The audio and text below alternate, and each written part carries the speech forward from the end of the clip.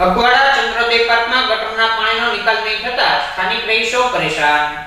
અકવાડાના ચંદ્રોદય પાર્કમાં છેલ્લા ઘણા સમયથી ગટરનો પ્રશ્ન ઉદ્ભવ્યો છે, જેની માટે સ્થાનિક રહીશો દ્વારા મહાનગરપાલિકામાં રજૂઆત કરવામાં પણ આવી રહી છે। તેમ છતાં પણ આજ દિન સુધી આ ગટરના પ્રશ્નનો કોઈ પણ નિરાકરણ આવ્યું નથી, જ્યારે આ ગટરના ઢાંકણા પણ ખુલ્લી જવા પામ્યા છે, તો બીજી બાજુએ ગટરના ગંદા પાણી પીવાની લાઈન સાથે ભળી જતા સ્થાનિક રહીશોએ ફરી એકવાર મહાનગરપાલિકાની પૂર્વ ઝોનલ ઓફિસ ખાતે આ ગટરના પીડાદાયક પ્રશ્નથી મુક્તિ આપવા માટે મીડિયાના માધ્યમથી માંગ કરવામાં આવી હતી।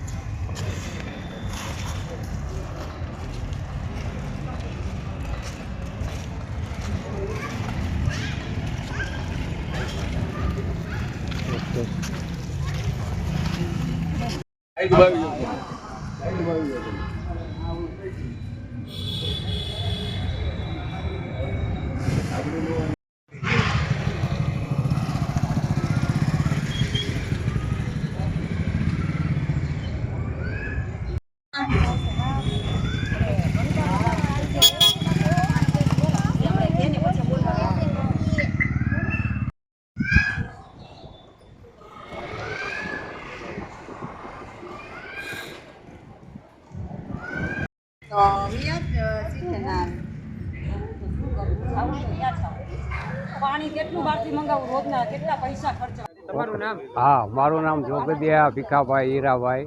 હું છેલ્લા 5 વર્ષથી ચંદ્રોદય સોસાયટીમાં રહું છું, પણ અત્યારે રસ્તા અને પાણીની લાઇનમાં ગટરની લાઇન ખૂબ બુરી રીતે ખરાબ થઈ ગયેલી છે અને હાલમાં કોઈ રિપેર કરવા માટે આવતું નથી। અમે અવારનવાર રજૂઆતો કરી છતાં કોઈ અમને જવાબ દેતા નથી, તો આ અમારું કાર્ય વહેલી તકે તમે કરી આપો એવી અમારી આશા છે। તમે અત્યારે ક્યાં આગળ રજૂઆત કરવા આવ્યા? અત્યારે અમે મ્યુનિસિપાલિટી ઓફિસે તત્સમ્યા રજૂઆત કરવા માટે આવ્યા છીએ, પણ સાહેબે અમને કોઈ હાજર જોવા મળ્યા નથી। બેન, તમારું નામ? મારું નામ ગંગાબેન જસુભાઈ ડાભી છે। હું ચંદ્રોદય પાર્ક સોસાયટીમાંથી અમે રહીએ છીએ, ઘણા વર્ષોથી 5-7 વર્ષથી રહીએ છીએ, પણ અમારી સોસાયટીમાં ઘણા સમયથી આ પ્રોબ્લેમ છે જ તે, પણ ત્યારે ઓછી વસ્તી હતી ત્યારે નહોતું દેખાતું, અત્યારે જાજી વસ્તી થઈ છે, એના કારણે ગટરનો ઉભરાવો થયો છે। ગટરનું પાણીમાં પીવાના પાણીમાં પણ ભળી ગયું છે અને મહિના દિવસથી આ પ્રોબ્લેમ છે। અમે આ બીજી વખત અહીંયા રજૂઆત કરવા માટે આવ્યા છીએ, પણ અમને કોઈ પણ જાતની જવાબ કોઈ આપતું નથી। અહીંયાથી ત્યાં જાઓ, ત્યાંથી ત્યાં જાઓ એમ કહે છે, તો અમારે શું કરવું આ માટેનું? તમે કંઈ પણ કરીને અમને આ વસ્તુનો રસ્તો કાઢી આપો। અહીંયા સાહેબ હોય છે કે નહીં? અત્યારે તો કોઈ છે જ નહીં। અત્યારે એમ કે છે કે તમે ગેલેક્સીએ જાઓ એમ, તો અમારે રિક્ષા ભાડા થાય। પ્રોબ્લેમ એ છે કે એ લોકો અમને એમ કહે છે કે તમારા ખર્ચે કરાવો, બરોબર, અમે માંડ કરીને તો અમારા ઘરનું પૂરું કરતા હોય, એમાં આવા ખર્ચા અમે ક્યાંથી કાઢી શકીએ? ઓકે, તમારું નામ? મારું નામ ગંગાબેન કિશોરભાઈ રાઠોડ। હું ઘણા સમયથી અહીંયા રહું છું। હું અકવાડા ગુરુકુળની પાછળ જ રહું છું, ચંદ્રરથમાં રહું છું।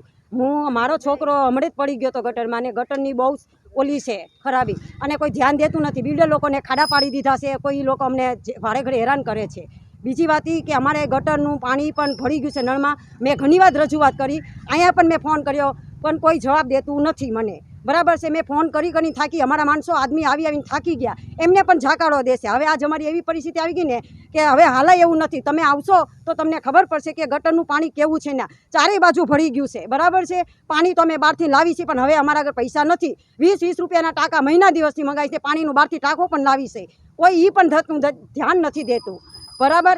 બીજી વાત એ કે હવે તમે અહીંયા અત્યારે મ્યુનિસિપાલિટીમાં આવ્યા છીએ તરમૈસિયા, પણ ના અત્યારે સાહેબ મળ્યા નથી। અમને એમ કહે છે કે રજા ઉપર ગયા છે, એની જવાબદારી કોણ? હવે અમે અહીંયા તો અમને એમ હતું, અમને ફોન કર્યો તો કે અહીંયા છે, તો અહીંયા એ છે નહીં, તો એનું શું કરવું અમારે? અત્યારે અમારે ન પરિસ્થિતિ એ સમય મીડિયાને બોલાવીને અમારે રજૂઆત કરવી પડી છે, બરાબર। અમારા છોકરાને જો રિક્ષાવાળાએ બહાર થેટ મૂકવા જાવીને તો પણ અમે સવારમાં એટલું બધું કામ હોય, અમે ઘર કામ કરવા જાય છીએ, કામ કરવા જાય કે રોજ સવારમાં મૂકવા જાય, એનું શું કરવું? રાત્રે અમારે બહાર જવું હોય તો વિચાર કરવો પડે। ઘરમાં સાંજે આવી છીએ તો બહાર નીકળી નથી શકતા, બરાબર છે। તમે એકવાર આવીને જોવો, અમારે તમે ખૂબ અમે પગે લાગી છીએ, તમે અમારી ખૂબ અમારી મદદ કરો। તમે અમે થાકી ગયા છીએ, અમને રોવું આવી જાય છે।